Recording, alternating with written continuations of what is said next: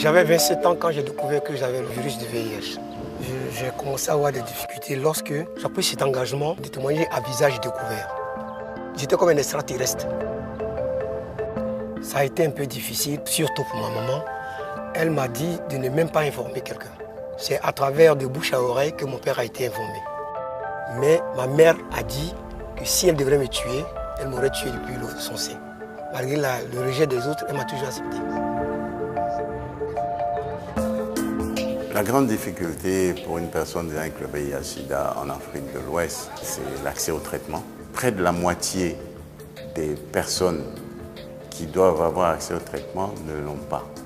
Et c'est pour cela que le projet d'observatoire communautaire sur le traitement a pour l'objectif d'améliorer et d'accroître l'accès au traitement pour les personnes vivant avec le VIH. Le traitement, je l'ai commencé en 1998. D'ici à Abidjan, je prends 1 heure, 1h10. La distance, ça dépend s'il y a des embouteillages.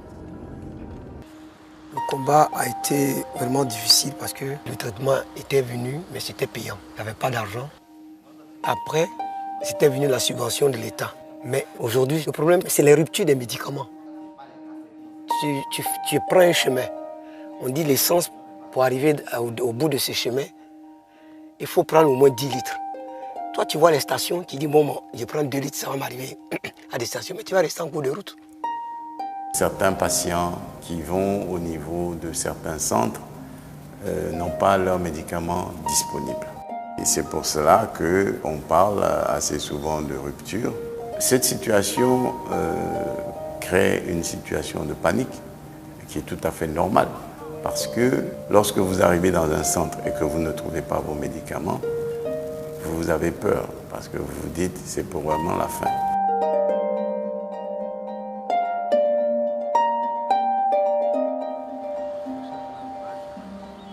Les ruptures de stock, il ne faut pas se voiler la face, ça existe.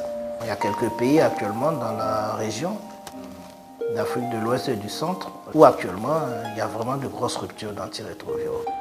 Si un patient arrête parce qu'il n'y a pas du tout d'antirétroviraux, le risque c'est que le virus réplique.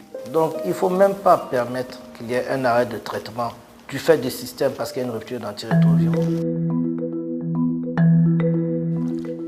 Le projet d'observatoire communautaire, il va travailler en collaboration avec les acteurs, notamment avec les centres de santé, pour comprendre pourquoi il y a des ruptures et proposer des solutions, faire des recommandations pour éviter ces ruptures-là et faire en sorte qu'on puisse avoir une grande couverture.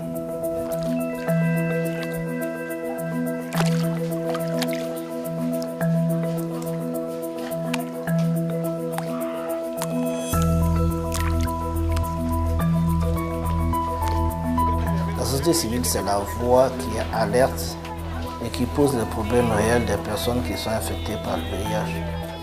Mais cette société civile en Afrique manque cruellement de ressources.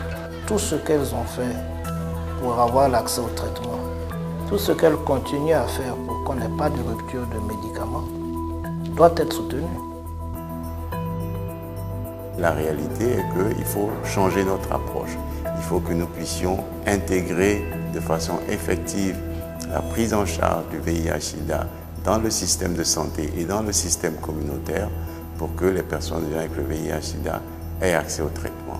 Et si nous arrivions à faire cela, je pense que d'ici 2020, nous aurons fait un grand pas et plus de personnes auront accès au traitement.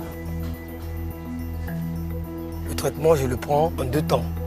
Le matin à 7 h, le soir à 19 h. Mon bilan initial, je l'ai montré à un de mes docteurs traitants. Il a fait une estimation.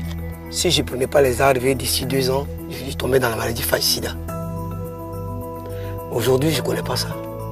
Je suis indétectable. Voilà, c'est que c'est efficace.